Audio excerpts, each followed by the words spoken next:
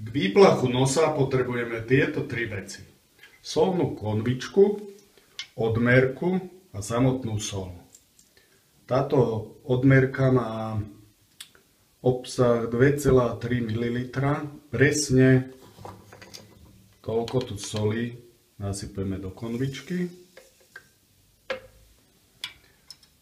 Zmiešame to s vodou, ktorá musí mať teplotu tela ľudského, takže 37 stupňov približne, aby nebola ani studená, ani horúca.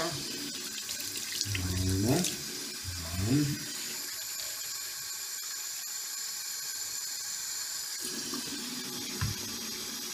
A druhou stranou odmerky, ktorá slúži ako lyžica, premiešame sol, ktorú sme tam nasypali.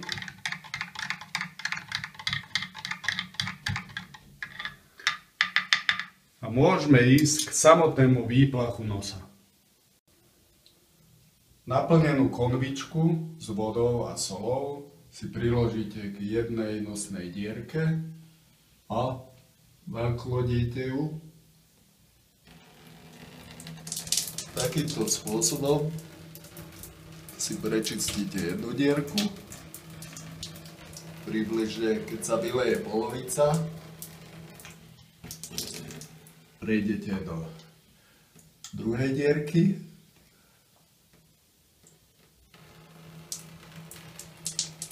a krásne sa vám prečistia všetky dutiny, či už tieto prínosové, aj čelové, a normálne cítim, že aj tu tak pri uchu.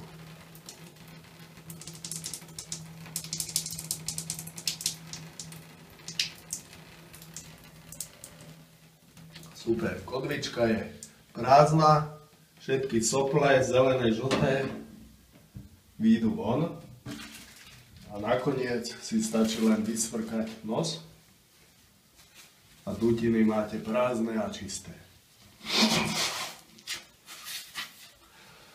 Paráda, hneď sa mi lepšie dýcha.